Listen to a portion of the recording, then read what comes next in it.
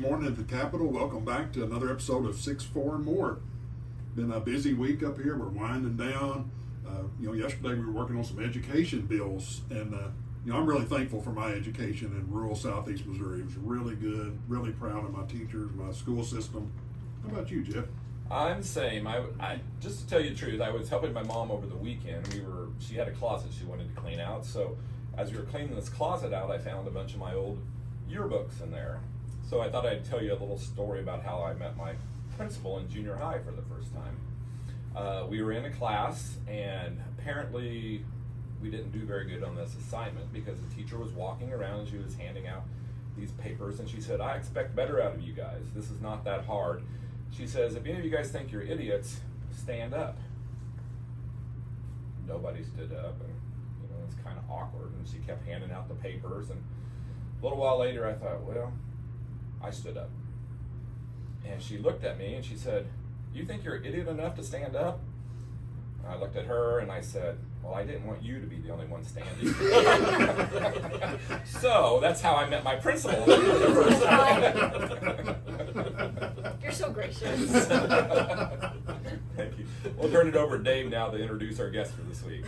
Welcome to week 6. We have a great guest today who has been pleading to come onto our show. Begging. I was going to say begging. Welcome, Mazzie Christensen. So thank you very much. Thanks for having me.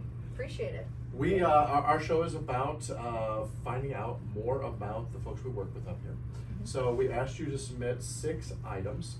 4 of those are truths, 2 of them are lies. We've already written down the ones we think that you did not tell the truth on. Okay. So if you want to read through your list and just Sure. tell us what's on your list. I'm glad I asked because I was about to do 4 lies and 2 truths, so that could have been embarrassing real fast. Okay. I'm related to Crazy Horse. I have a degree in philosophy. I went to the Junior Olympics. I have more than 285 cousins. I love going antiquing in my spare time, and we're doing old furniture. And I'm named after the town of Maysville. Very good. And I think that I know you pretty well, and I didn't have a clue on any of those.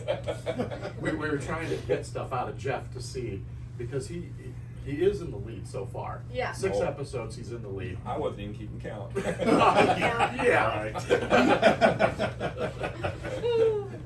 Before we go on to that, I wanted to ask you one question. Doing our research on you, we all do research on the folks that come on. Okay. It looks like you've spent a lot of time up in D.C. Mm-hmm. working in the Capitol. We don't talk politics on our show, but it was a job that you had. So can you tell us a little bit about that? Yeah, so I got to do an internship in DC, like in 2019 for Roy Blunt when he was in the U.S. Senate. And then I came back to DC, was on Trump's campaign, and then got brought over to the White House like a month or 2 later. So I was in the admin there at the end of 2020. And then I went back to Congress, and then I worked for Marjorie Taylor Greene, which, that was a really different time. That's 2021 era. And then I came back home. But yeah, I did my quick stint and I ran back home, and I just got back from DC. I did the 100 Days of Trump, and it kind of reiterated how much I love being home. I don't have FOMO. I really appreciate what everyone's doing out there to do their best, but gosh, there is nothing like being at home, and even more as I get older. I love being home. Did you have any problems getting home from DC? Yeah, I did everything I could to get on this podcast, everyone. I'm not joking. I flew out of St. Louis, parked my car there, and then I get into the airport at 7 o'clock last night in DC, and they canceled my flight. And they were going to make me fly to Charleston, spend the night, and then I went back to St. Louis till 8:30. So then I flew to Kansas City, and then my uncle picked me up, and then my uncle drove me down here just so I could be on the show. And I have a blister about this big on the bottom of my foot. I crawled in here, have a limp. We appreciate that. Yes, I said I can't miss this. This is my one chance. They're not going to reschedule. Yeah, we had a list of people that wanted to I be know. here. So your car's still in St. Louis? So now I'm going to have to hike it up with somebody to St. Louis to get my car. Well, I can get you to O'Fallon. Okay. You can find from Hitchhike. O'Fallon to St. Louis. And hitchhike my way up there. You can Uber in from O'Fallon. Yeah. But, we do appreciate you being Yeah, here. thanks. We really look forward to you coming on and just getting to know you a little bit more. The Great Northwest is a big deal here with Jeff, We are. of course. So, you've lived up in that area most of your life? My whole life, yeah. My parents, you know, born and raised there. So yeah. Okay. Recently married? Yeah, recently. It'll be 2 years in November. Yeah, I didn't really tell anybody except, you know, whoever got an invitation to the wedding. Jeff actually came up to the wedding. He drove the, 10 and a half hours. Him, Danny, and Chad, and Alex Riley. Yeah, they basically, you got up at like 2 in the morning. Drove, and then they drove back like a bunch of, they didn't spend the night or nothing. They drove there and drove back. Well, you watched her get married and then see ya.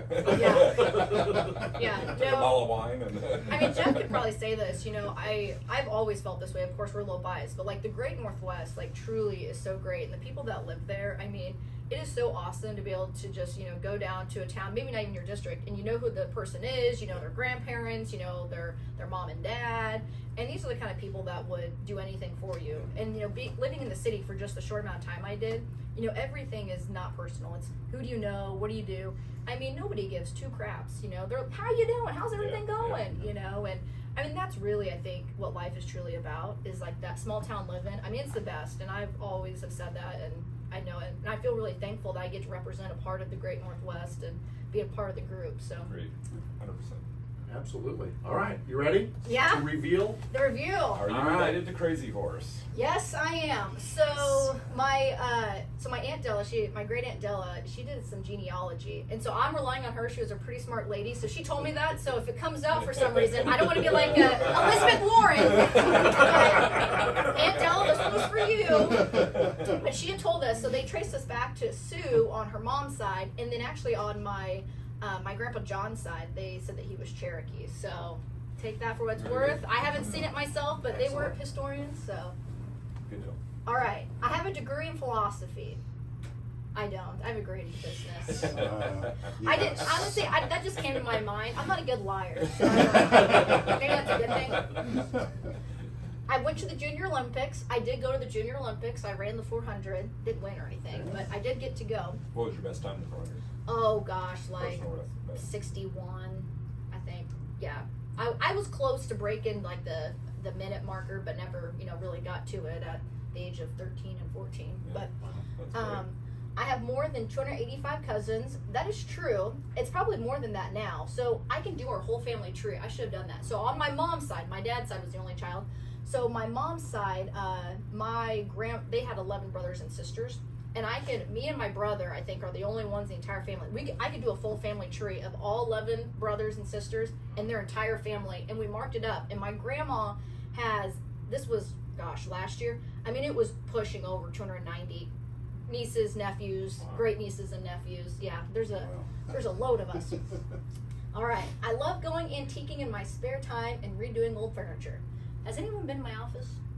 It looks like a grandma's house in there. But you have that funky little light in your office. Oh, that you yes. See, so that's not really an antique. No, that's not antique. No, I have like some like old pictures and stuff. I do love going antiquing. I love going to real estates, auctions. I've redone a few pieces that were like my grandparents, old tables, chests. You know, Facebook Marketplace stuff can be really dangerous. I'm named after the town of Maysville. That is not true.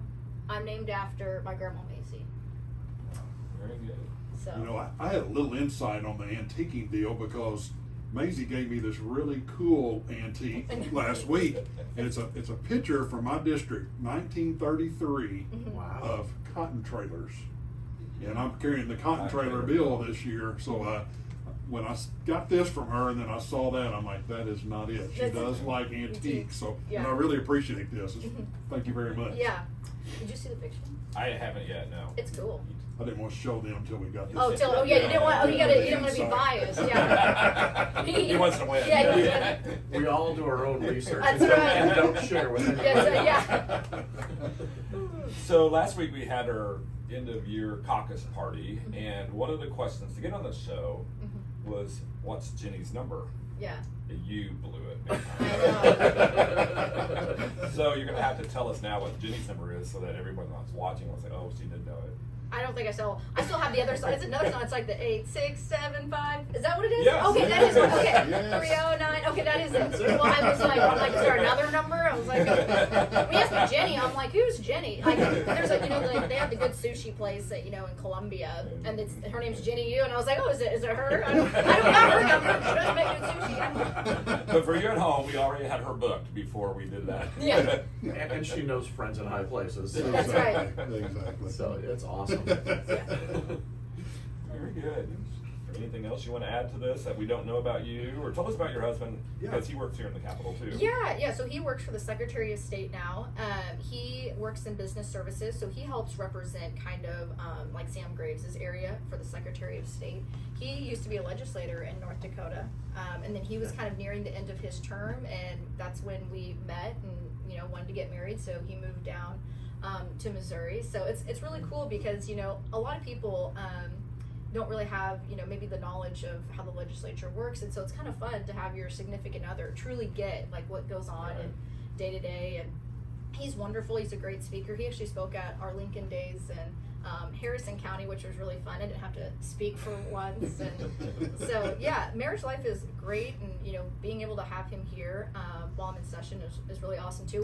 We have an RV, so that's, you know, I don't know if we're the Uncle Eddies of the Capitol, but depends who you ask.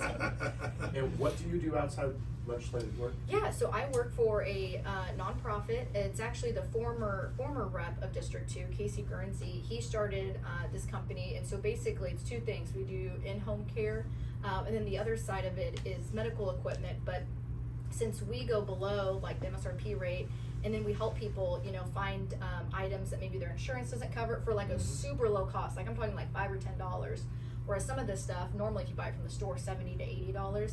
So it's fun because, I mean, the whole goal of the entire company at Scripted Healthcare was to make people more independent. You know, maybe they've had something go on, their disabilities, they're getting older, that they can fully live in their homes. And that's always been my main focus is I want people to live at home. I don't want them to have to go to the nursing home if they don't have to. Sure. Or so if somebody going to their house, helping them out every now and then, getting a furniture that helps them take a shower, they can still do it. So it's really rewarding. A lot of work, but really rewarding stuff. Very good. That's great. Well, we really want to thank you for your trip back here to be on the show today. I do what I can. And we'll see you next week with another guest. Thank you very much. Yep. See Thank you next you. week. We'll see you next week.